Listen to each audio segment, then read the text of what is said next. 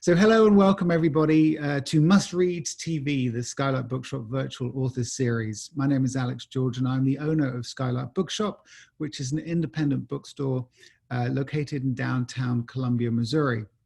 It's been a busy week here at Skylark. Last night we welcomed Joanna Eleftheriou and Michelle Morano to discuss their gorgeous essay collections.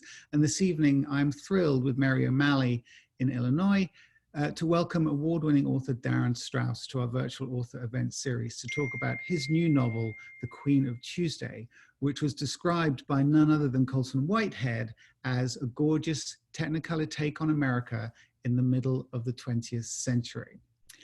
In addition to The Queen of Tuesday, Darin is the author of the best-selling novels Chang and Eng, The Real McCoy, and More Than It Hurts You, the memoir Half a Life, which won the National Book Critics Circle Award, and a best-selling comic book series, Olivia Twist. These have been New York Times notable books, and Newsweek, Los Angeles Times, San Francisco Chronicle, Chicago Tribune, and NPR Best Books of the Year, among other honors. The recipient of a Guggenheim Fellowship, an American Library Association Award, and numerous additional prizes, Darin has been translated into 14 languages and published in 19 countries. He is the clinical professor of fiction in the graduate writing program at New York University. If you have a question for Darin, please write it in the Q&A box at the bottom of the Zoom screen. Or if you are watching on Facebook Live, you can also put it in the comments there. Mary and Darin will get to your questions towards the end of the conversation, so please do be patient.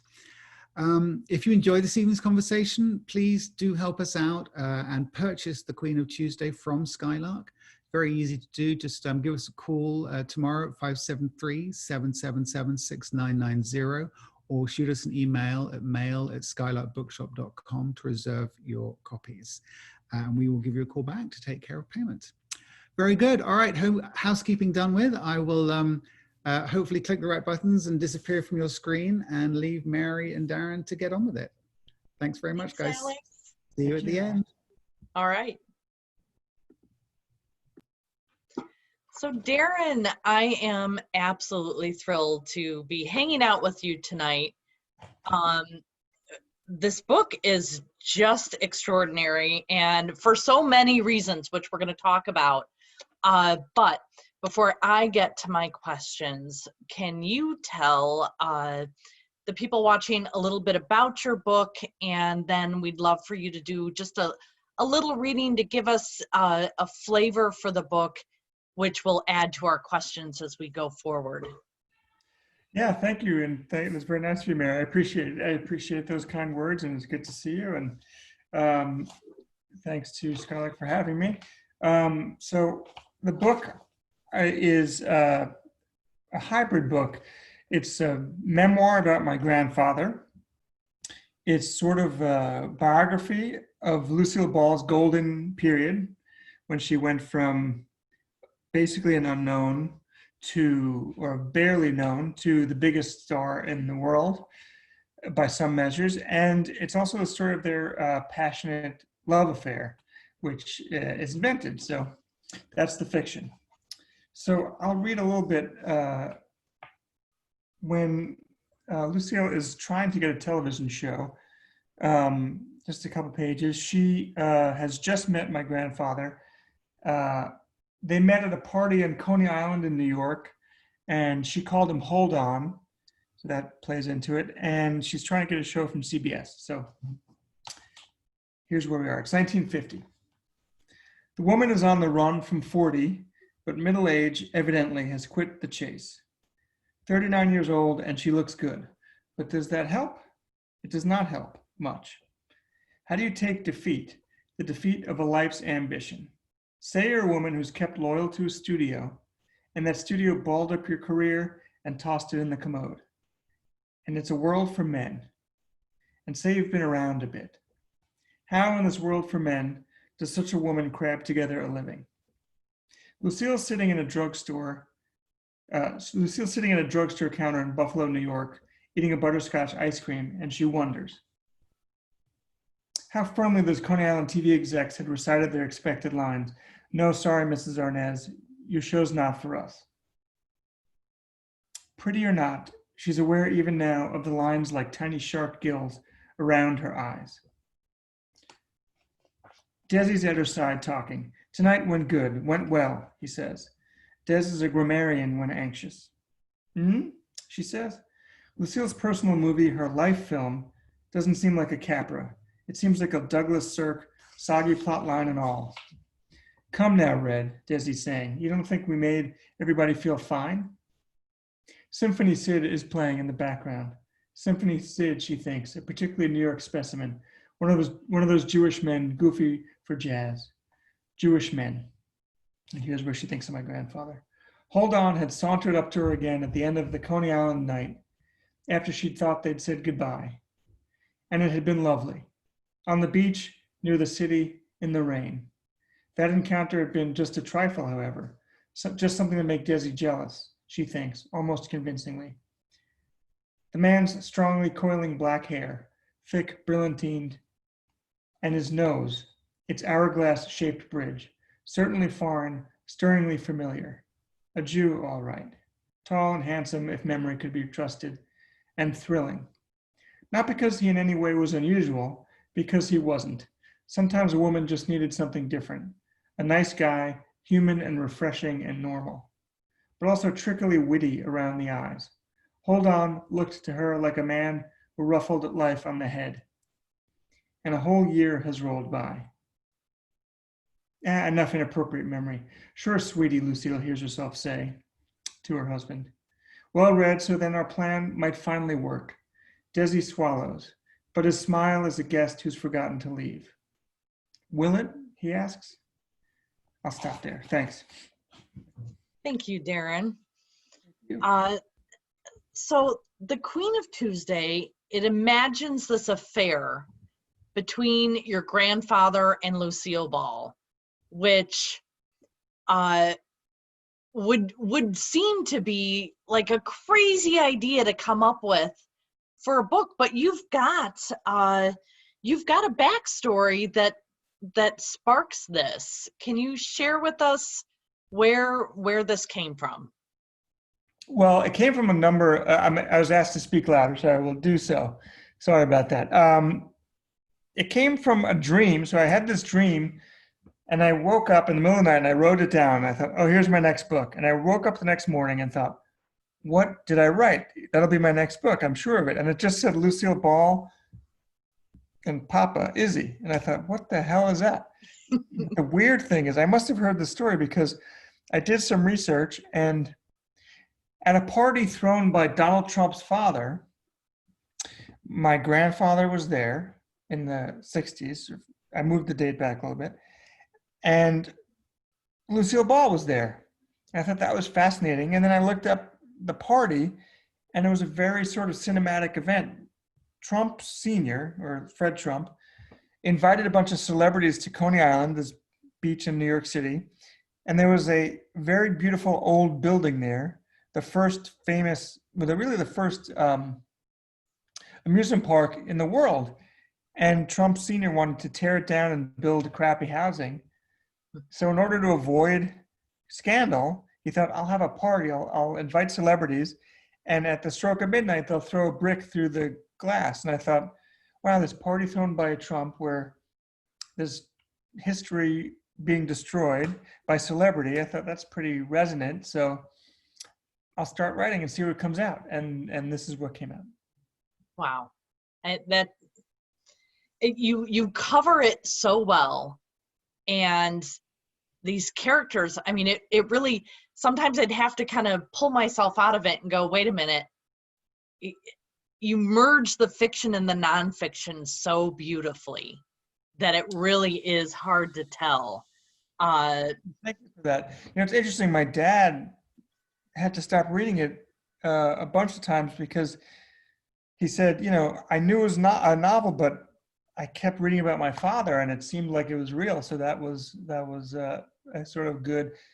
That was nice to hear. And then I heard from a friend of Lucille Ball's who's still alive, a guy named Lee Tannen, who said very kindly that he was very wary of the book because he knew it was fiction. He didn't understand how it was going to work. But he said, after I put it down, I felt like I heard from Lucille, and he said, I heard her saying, wow, that really captured me. So that was better than the New York Times review for me, just because, the Times review is very positive, but to hear that was just, really nice.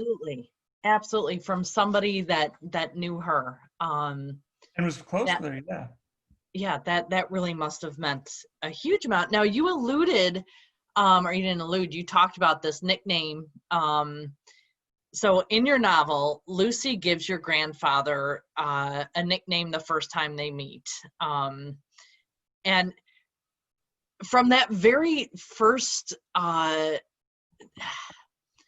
very first time they meet going forward, your dialogue is, it's sharp, it's quick, and it really, it brought Lucy to life for me. I thought it was so well done, but she calls him Hold On. So I'd like you to talk a little bit about why she gives him that nickname. And then I have another follow-up question after that, but it really, that just added to the authenticity for me between the characters and brought it to life. Well, thanks, Mary. I mean, it's interesting. So in the book, she says, what should I call you? Because she doesn't like his name, which is Isidore.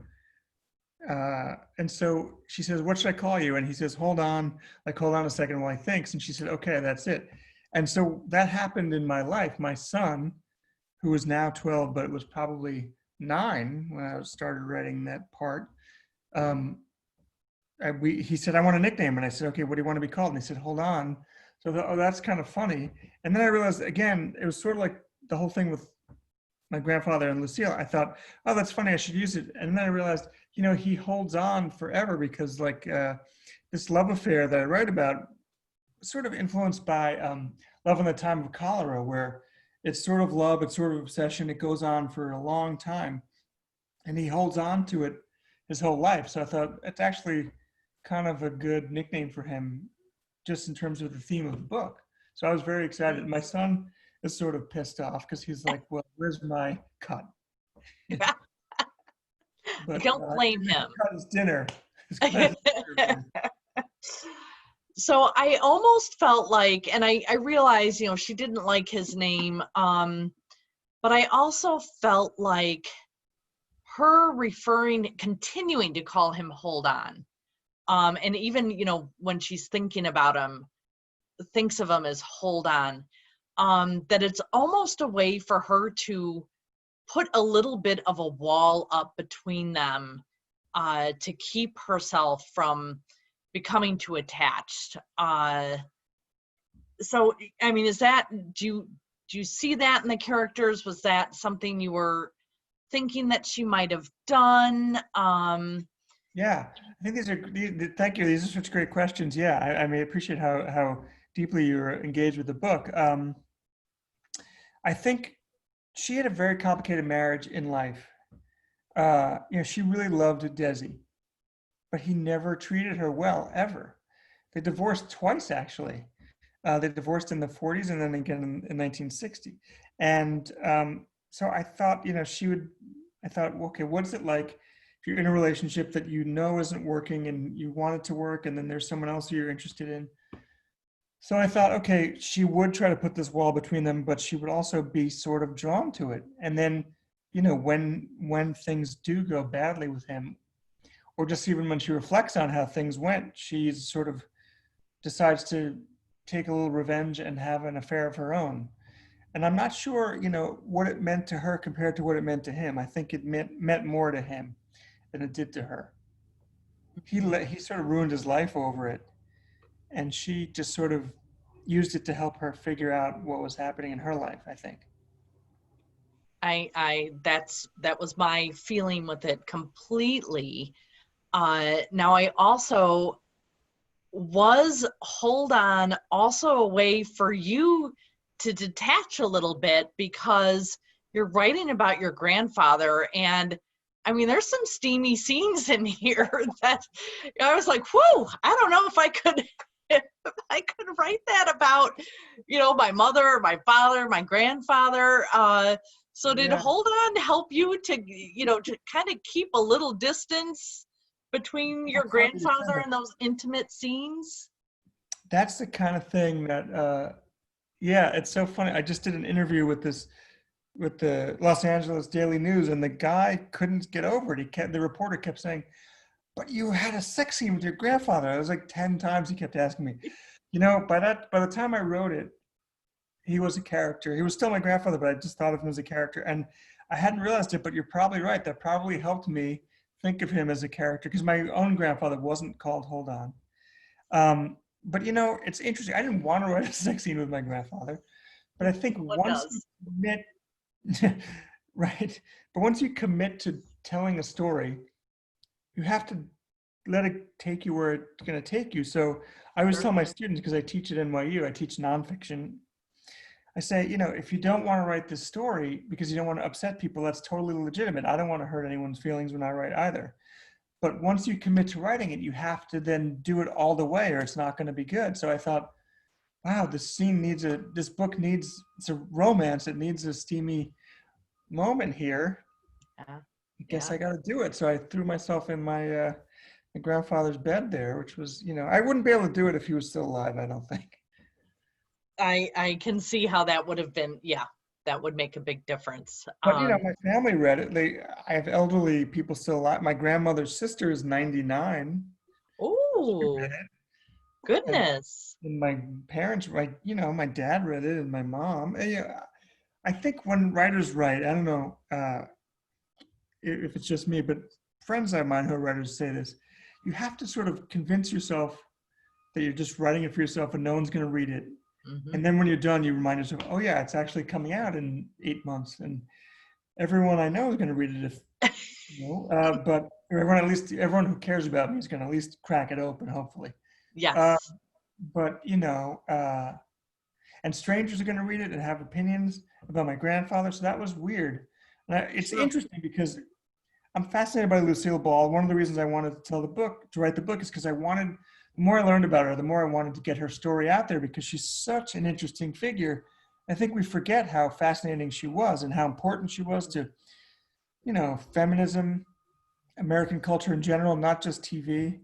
And we can get into that in a minute, but I found that readers have responded even more to my grandfather's story. So all the people who have emailed me about this book have said, I'm really intrigued by your grandfather. So that's weird to me, because he was my grandfather and he was an unknown person.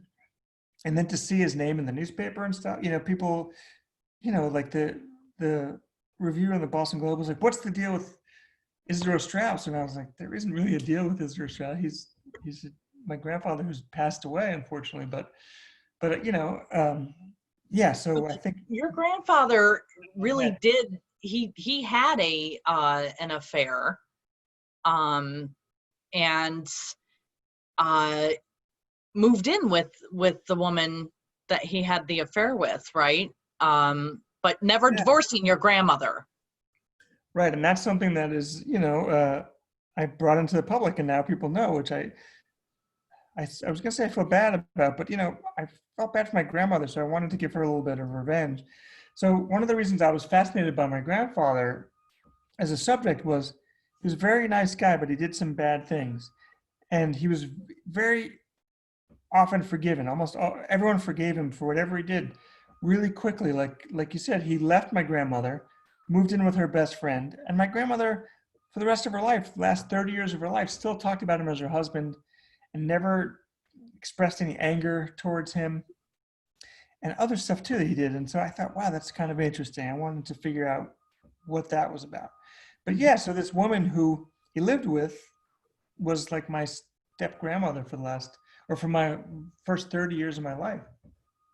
Yeah, and you spoke about as a child finding your grandmother kind of mean and scary, and not very friendly or nice, but it seems like then as an adult you found a new compassion for her and the situation, which I feel like that happens as we grow.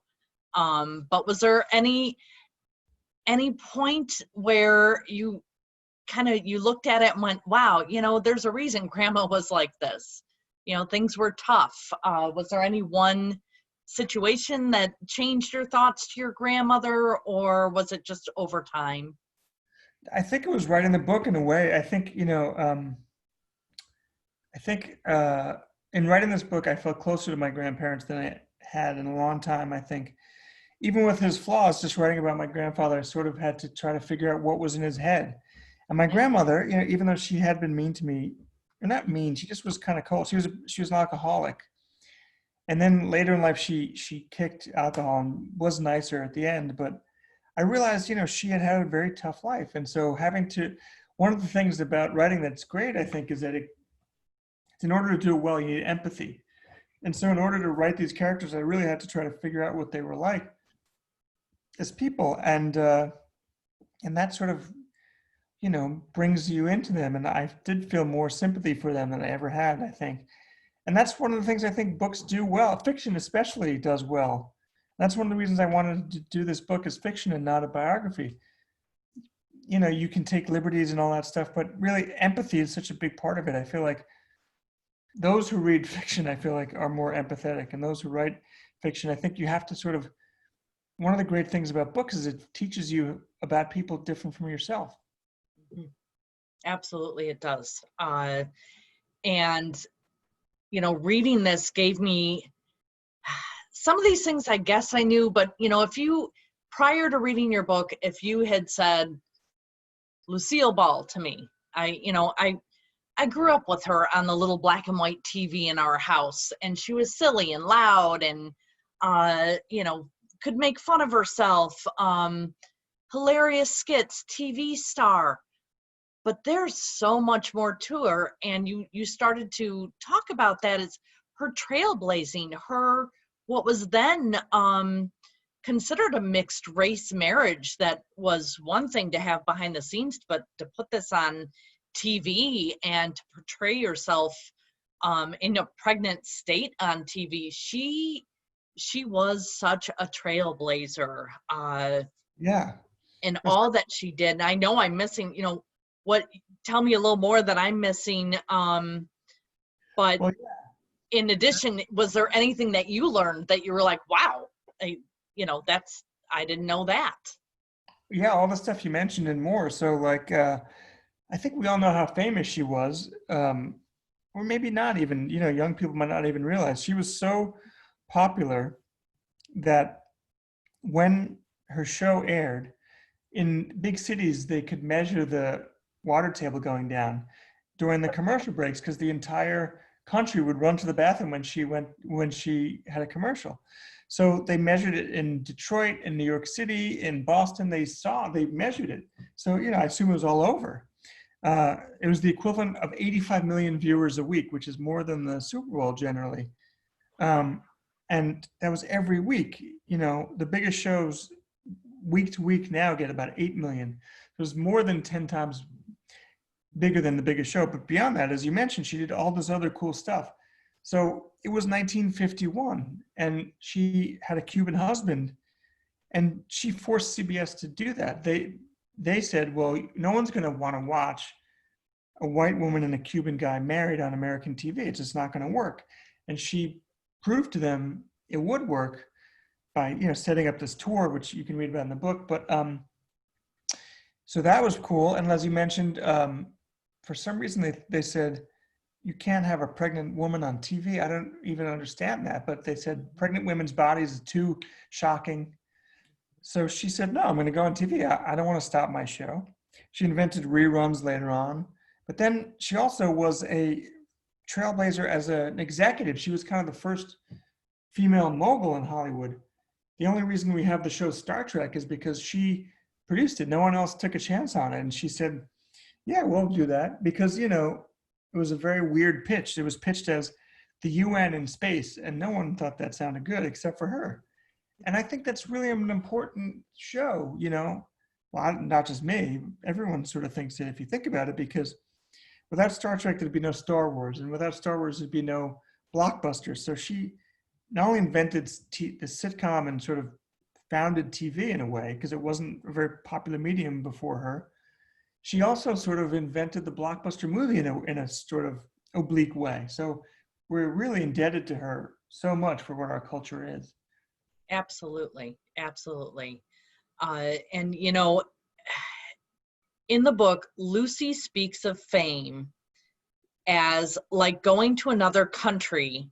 You only know how lonesome it is in that place once you've arrived. And then you say that, you know, or she says, having everyone always concern themselves with you is like asking you to remain a toddler.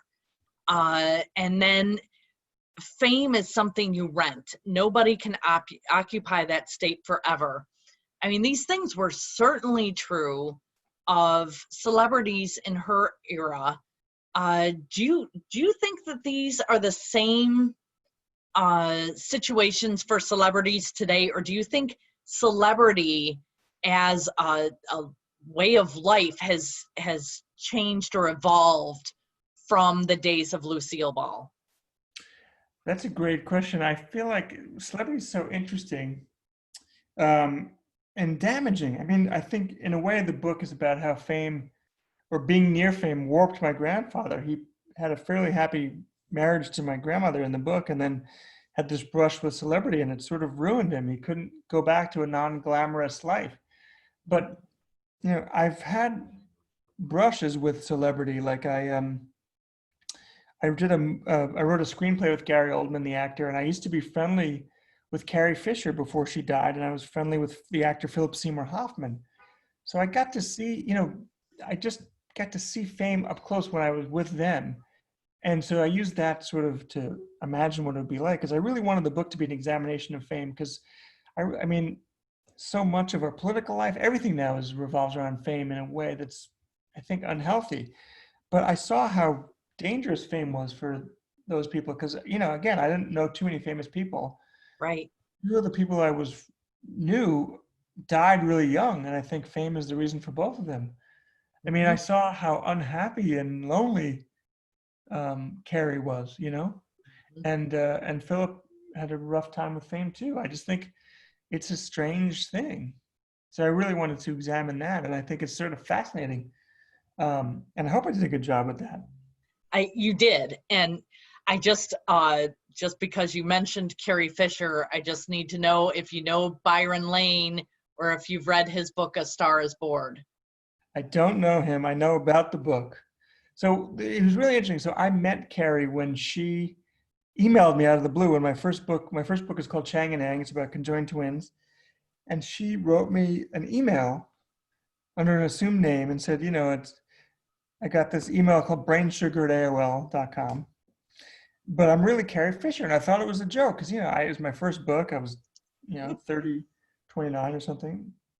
And I'd grown up loving Princess Leia. So I thought, wow, incredible. And then I got to meet her, and I stayed over her house and slept in her guest cottage or whatever you call it. And, you know, what was weird about fame with her was, I mean, we weren't that close. You know, we hung out a bunch of times, but, you know, I didn't see her, probably hung out with her 10 times in my life, maybe fewer. And so there was this story where this guy died in her guest house, the same house where I had stayed.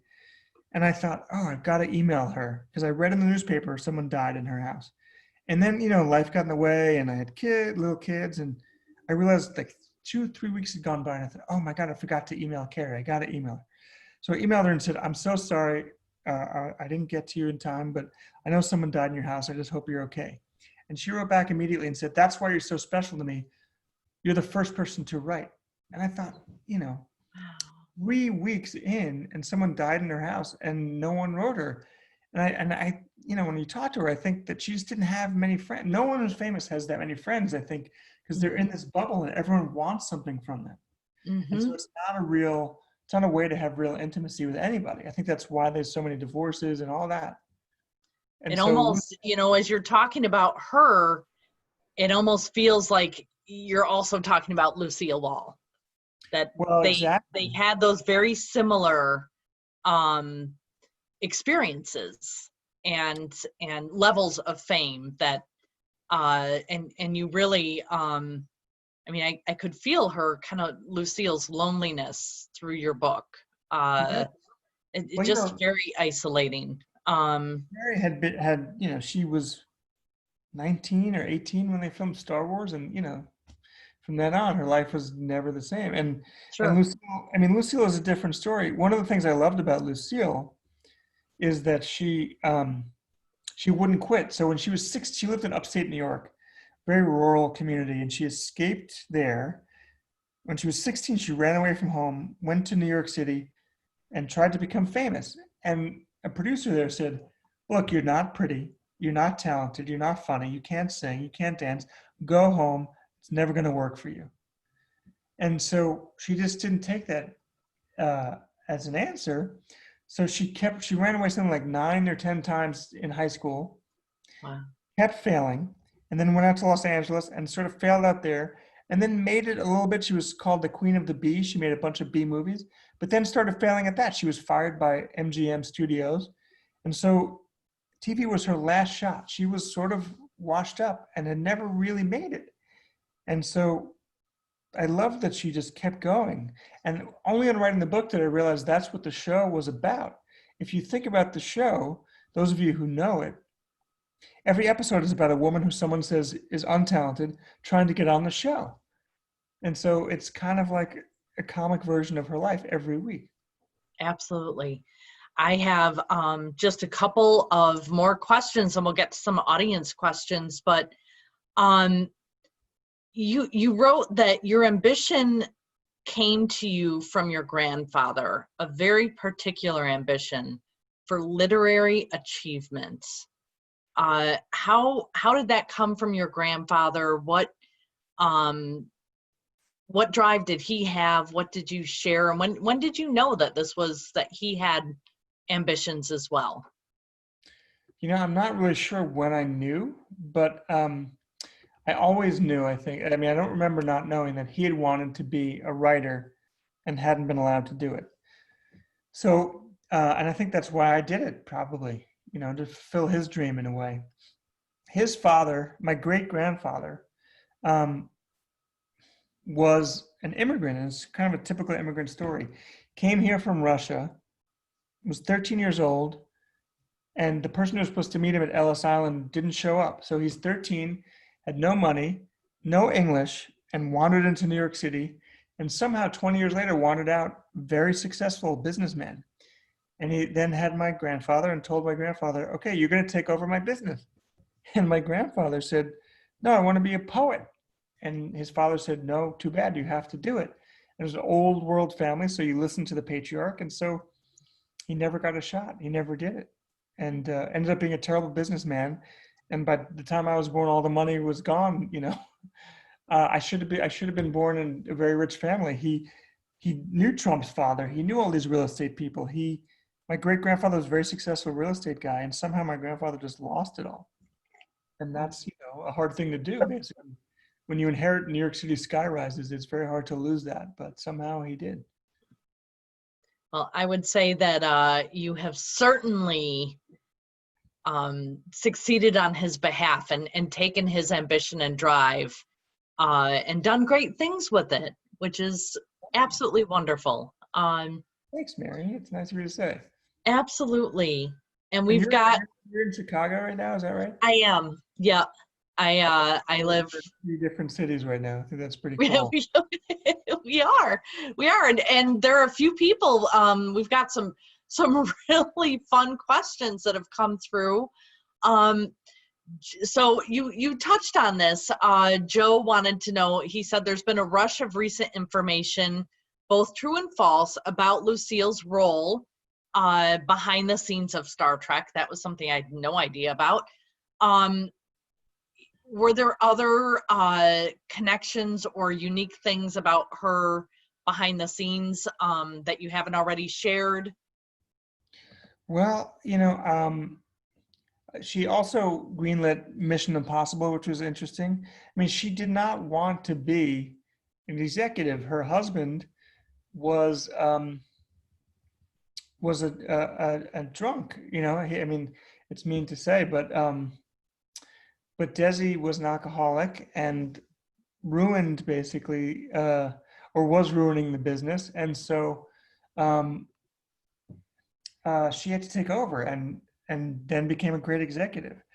Another thing I didn't know until writing the book was that this shows how determined she was. She, as you had mentioned, had failed and then made it, or as we talked about, she had made it and then was a huge TV star. And she was so determined. She said, as soon as she ended I Love Lucy, she said, "Okay, I'm going to go back and make it on Broadway because I had failed there before and I didn't want to ever have any failures in my life." So she went back to New York at 55 or something and did a Broadway show and sort of failed at it, to be honest with you. I mean, it was a commercial success, but terrible reviews, and it had to end early because she kept passing out. She was playing a young woman and she couldn't physically do it. So she passed out twice, broke her ankle, kept forgetting lines. It was sort of a disaster.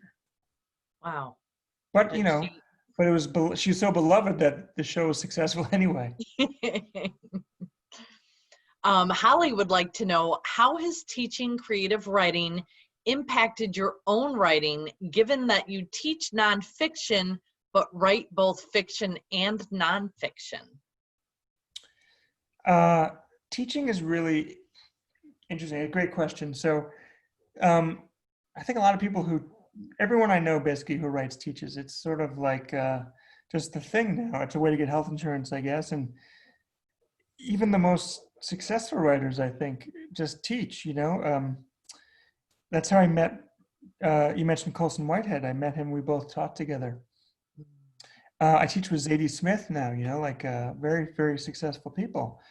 But I think a lot of people do it just thinking, okay, this is a way I can fund my writing, but I actually find it feeds the writing, because if you have to think about what works in a story, it makes you sort of come to terms with, okay, what do I think makes a good story? And then when you go back to your own writing, you've articulated it to enough people that you actually have a set of principles now that you follow. So I think it's made me much more conscious of what I'm doing, for better and worse, I guess, because it's sometimes nice to be just, organic and just do it without thinking. But, I think there's a real benefit also to knowing what you're doing and knowing how to convey that to people, and then using that in your own stuff when you go back to it. Yes. And Carla would like to know, have you heard the John Updike quote, "Fame is a mask that eats into your face"? Does that sound right to you? That's a great quote. I really like Updike a lot, and I didn't know that quote, although it's a great one, actually. And I think that's probably true, and I think it's true because it becomes who you are. I think there's a saying, someone said, the age you become famous is the age you stop growing, because I think that, it just sort of defines who you are. And when everyone's kissing your butt, it's very hard to have a sense of yourself. I remember, as I mentioned, I was friends with Philip Seymour Hoffman, and so when I first became friendly with him, he was mostly friends with actors, and so I'd see him occasionally. Again, we weren't best friends or anything, but he was very good friends with a friend of mine, so I would see him at big events, and he would always have friends over for sporting events. And so when I first started hanging out with him, it was just a bunch of guys hanging out, but by the end, everybody wanted something from him. So whenever he said, people laughed 15 times as hard, and it was like those old Leah Hutton commercials. He would talk and everyone would shut up. And I just realized, people say a person gets famous and changes and leaves his friends, but I think one of the reasons people might leave their friends when they become famous is because their friends change. No one was just hanging out with him as a friend anymore. Everyone was sort of thinking, how can I use this to my advantage? And that was really sad to see. Yeah, even if it's just a what story can I tell, tomorrow, what can I get him, what can I get out of it for me? It is sad. And I think you're absolutely, I love that whatever age you get famous, I've spent some time with some reality star people at book events that got very famous very quickly, very young. And I just remember being astounded that they still seem to be, 7 years old. Yeah, I mean, look at Yeah. Michael Jackson. Who's that? Look at Michael Jackson, Oh gosh, yes. Absolutely. Absolutely. So it's very easy, and it always has been, for me to look at these celebrities. Oh, they've got it, they've got everything. Why are they fill in the blank? But when you see this behind the scenes, isolating life, it again, the empathy comes into play. Yeah. So we've got more questions coming through. Peter would like to know, he said, it's always fascinating to consider famous people as simply people. How did learning more about Lucille enhance her as a person, and how did it enhance her as someone who's extraordinary? Good question. I mean, it made her more three-dimensional. I just used to think of her as this happy person, as you mentioned in the intro. And she was pretty complicated. She was not a good mother. She had a really difficult marriage. And this is, America's mom, America's wife, and those things weren't true. And I also learned about her incredible ambition and how that shaped her and hurt her too. I mean, she needed to be loved in a way that was not probably healthy, I think. Her father died when she was very young, and then her mother almost immediately remarried and then abandoned her to her step-grandparents' house. So imagine your father dies, and then your mom leaves you not even with your grandparents, but your step-grandparents. And so she was very needy for love ever since, for good reason, I think. Sure. I absolutely. Olivia says, you teach at NYU. When do you write? Do you have a set routine or schedule that you follow that fits in your writing and your teaching? I teach sometimes 2 classes a semester, sometimes 1. And so if I teach the 2 classes, I try to do them on the same day. So that way I can use the other 4 days of my work week to write. And then on the weekends at night, I'll read the stories. So that way I can have my weekends with my family. I mean, it means I don't get much sleep on the weekends, but I think it's important to write as often as you can if you're a writer in some fashion. So I try to do it as often as I can. I try to think of it as a 9-to-5 job. So I think, there's a great story about John Cheever where he lived in Manhattan. So he would put on a suit and tie, wake up early in the morning, put on a suit and tie, go down, hang out with the commuters, get a cup of coffee, and then go back home and write. But he wanted to go out, put on a suit, be with the other people going to work, feel like he was part of an office, and then do it. And I think there's something to that. You have to think of it as a job, or else you can never do it. I mean, there's a great quote from Norman Mailer who said,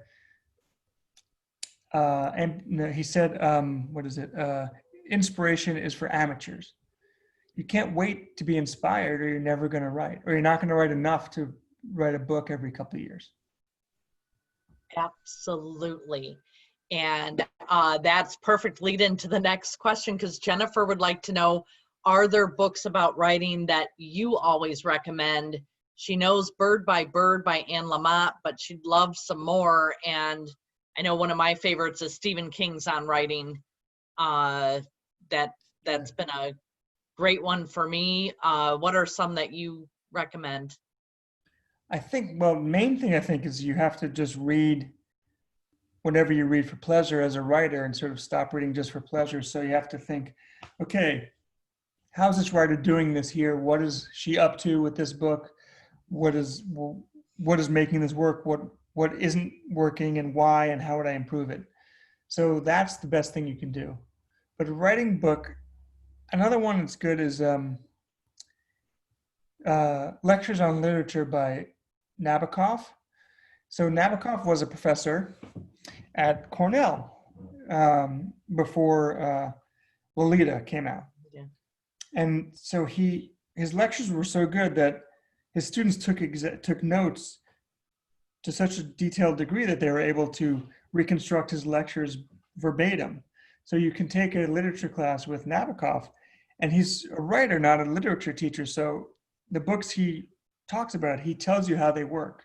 He'll say, you know, Madame Bovary works because Flaubert does this with his sentences or this with his plot. And that's really helpful to have That one is of the great extremely- writers of all time telling you how other books work. Wow, that is absolutely great. It's called, Ellen's- there are two, actually. There's Vladimir Nabokov, lectures on literature, and then there's another one, lectures on Russian literature, and they're both good. Excellent. I'm sure we will have people emailing us tomorrow saying, what are those books that Darin talked about? So Alex, I hope you wrote that down. And Ellen says, this book sounds like a very personal journey for you as a writer. What books have been formative to you as a reader? Wow. So I mentioned Nabokov. He's a big one for me. Lolita was a really good one. I don't like this book that much anymore, but the book that made me want to become a writer, I think, was Portnoy's Complaint by Philip Roth. Just because he was writing about people that I seemed to know, and I hadn't seen that world written about before. So that was very exciting to me. So I thought, oh, I can do this. Yeah. And that was really fun. And Lori Moore, the short story writer, I think is really great. And I've learned a lot from her. She used to be in Wisconsin. I'm not sure where she's teaching now. There's a writer, V.S. Pritchett, who's sort of forgotten, this British writer who I love. And I actually got to write the foreword to one of his books, which was really exciting. I went to this publisher I know and said, this book's out of print, you should do it. And they did it. And that was great to help get this writer's book back in print who I love. I never met him. He died before I became a writer, but that was really gratifying. One of the most gratifying things that's happened in my career was that I was able to do that for a writer I love. That is awesome. So I have a couple of more questions before Alex pops back on here. The first one is, so I know who I would give this wonderful book to as a gift. I would give it to... Giving it to 20 people each. I mean, it is such a great gift book. I would give it to my grandmother, my aunt, my mother-in-law. Who else do you think this makes a perfect gift for? Oh, I don't know if I'm in a position to say, but it has really rung a bell with Lucille fans, of course. Sure. But, you know, I've been surprised at how many young people have written me and saying, I didn't know about Lucille, and it was really fun to know about her. So maybe someone who doesn't know her story. That's, that's great. And you just made me think that I've got some college-age nieces that I think this would be great for. They're suggesting that people who want to give books for the holiday season should be shopping the month of October. They're predicting there might be some supply issues and stuff. So, figure out who this book is perfect for and order it now. Don't wait. It's interesting. I hadn't thought about that, but there was supply issues before. And I guess if we're unlucky enough to have a second wave of COVID, it's worth doing your shopping for a lot of things now. It's a sad truth. Yes. But you would ask me also what book I'm reading now. Is that going to be, was that another question? So I wanted to know, my last two questions are, what are you working on? Do you have something that you're working on book-wise now? And what are you reading now, or what have you read recently that has really hit you hard? I'm reading something now that's hitting me really hard, and it's a book that I should have read before because it was a teacher of mine. I studied with E.L. Doctorow, the great historical novelist, and I had read a bunch of his books, Ragtime and Book of Daniel, but I'm now reading the book Billy Bathgate, which is, I think, his best book. I hadn't ever read it. It was made into a movie with, I think, Bruce Willis for some reason in the 90s, but it's a great, fun, one of the things that I try to do with my books is write fun literary books. So once, I probably shouldn't say this because we're in an independent bookstore, but I was invited to give a talk at Barnes and Noble many years ago, to Barnes and Noble corporate. And so I was talking to this executive at Barnes and Noble, who's since fired, unfortunately, because they're a big chain store and they don't care about people. But she said, there are two kinds of books. There are books you can read fast, and there are literary books that are quality. And I said, I'm going to spend the rest of my career trying to prove her wrong, that you can write a literary book that is quality, that you also read fast, that is also fun.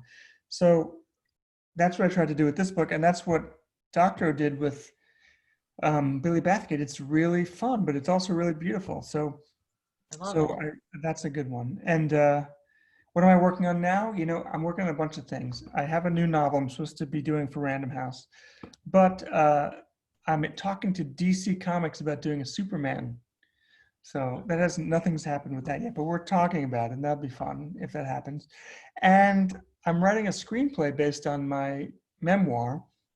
So you mentioned I wrote a memoir, or Alex mentioned I wrote a memoir, I think, called Half a Life, which is my last book. And an Australian director wants to make it, so I'm working on the screenplay there. Oh, I see something here. Can I say what the question is from Alberta? Sure. Yeah. I'm halfway through the book and thoroughly enjoying it. I was born 2 months after Desi Jr. in the San Fernando Valley. The story is very evocative. I also met Lucy once at the Hotel Coronado, that's nice. Cool. I'm really glad you're liking it, Alberta. And yes, yay Portnoy from Alex. Cool. Yeah. So the screenplay, I don't know, it's going to be weird if it happens to see, it's so funny. My wife, it would be great for me, obviously, you always want your books to be into movies, and it would be, good money, and it would help the book and all that stuff. But my wife was saying, I don't want it to happen. I don't think. And I said, why? And she said, I don't want to see myself on screen. So we'll see what happens. Well, we will all stay tuned and follow you on social media for updates to all of these great things. Yeah, I'll write my address here. It's just yes, that would be great. So everybody follow Darin, The Queen of Tuesday. Beautiful book, unique and wonderful format of a hybrid between fiction and nonfiction, but just melds together for a great novel. So thank you so much, Darin. Oh, Mary, thank you. And Alex, thank you too. I didn't get a chance to mention that I have a friend in the area. And so I've been to the store, and I think it's an amazing store. You have? Oh. Yeah. The writer, Nick Redding, do you know him? He lives, I think, not too far from you. He's written a couple of really good nonfiction books. Oh, great. Well, I just wanted to add to the question about books for writers. I'm actually sitting, we have an entire thing about just for books for writers. And one of the ones that I love is Letters to a Young Writer by Colin McCann, who is a phenomenal novelist. But this is a really wonderful book. It's quirky and super fun and very thought-provoking. So I love that. And I love Colin's a very, very good, I know Colin pretty well. He's a very nice guy. Yeah. In fact, I mentioned the memoir Half a Life. He did the afterword to the most recent edition for that, and we had a discussion. Yeah, great guy, good writer. Yeah. Good writer. Was he in Baltimore, Mary, in January? Yes. Yeah, we probably won't tell stories about him in Baltimore, shall we? I was interested. Who is it who said inspiration is for amateurs, Darin? Who is it? Norman Mailer. Norman, because there's a quote that I often use when I talk about writing, which is Somerset Maugham, who used to say, "Well, I only write when inspiration strikes, but happily it strikes every morning at 9 o'clock when I sit down at my desk," which is a similar kind of a. Yeah, so it's a little more the glamour out and treating it like a 9-to-5 job. There's a book called The War of Art by Stephen Presley, which really does a wonderful job of sucking all of the glamour out of it and just saying, it's a job, you just got to do it. So, I was just talking to a writer today, about a friend of mine who's a writer, about that, and he was saying It's the writer David Lipsky, and he was saying the difference in professional writers and non-professional writers is not talent. It's the ability to realize that, oh yeah, my first draft sucks. It doesn't mean I'm a bad writer. It just means I have to fix it. So Right. I think so many people will write a bad first draft and think, I'm not any good. And it's the people who realize, I wrote a first draft that sucks. I can make it good if I work at it. Yeah, that sounds right to me. I'm stuck in the glamour out. Well, thanks. This has been such a wonderful discussion. I mean, I'm English, so, and I was saying to Mary earlier today, the first time I ever saw Lucille Ball was when I was watching Pretty Woman, and I think and she's on the TV, and Julia Roberts is in the hotel room, and laughing, and I was just going, who the hell is that? I have absolutely no idea. So, so this has all been hugely educational for me. So I'm very. So like I'm talking to, trying to sell the book overseas now. So I was talking to a British editor of mine, and no one in Europe knows who she is. So that's been interesting because they're all like, yeah, I don't know what this book is. Like, who is this person? Right, right. I think so it's American. people who don't know her. It's kind of like the movie Notting Hill, where it's basically about Julia Roberts, but she's not playing Julia Roberts. But it doesn't matter as long as it's it's about a famous person, then you'll get it. Right, right. Yes, indeed. All right. Well, thank you both very much for this wonderful discussion. We love to do these events, but in order to continue putting them on, we do need your support. So one more time, please do consider buying Darin's book from Skylark, 573-777-6990, or mail at skylarkbookshop.com. Next Thursday, we have a wonderful event called Fear and Loathing in the 1980s Midwest with authors Callie White and Paul Renfro, and I promise you will not want to miss that. And the week after that, on October the 14th, best-selling author and political journalist Sarah Kendzior will be here to talk about politics, elections, and all things Donald Trump. And if you haven't read her book about Trump, Hiding in Plain Sight, well, you probably should. More details about those events and many more are on the website, skylarkbookshop.com. Darin, Mary, thank you both so much for a wonderful conversation. Thank you everyone for watching, and we'll see you all soon. Thank you very much. Take care. Thanks, Darin. Thank you, Mary. Bye-bye.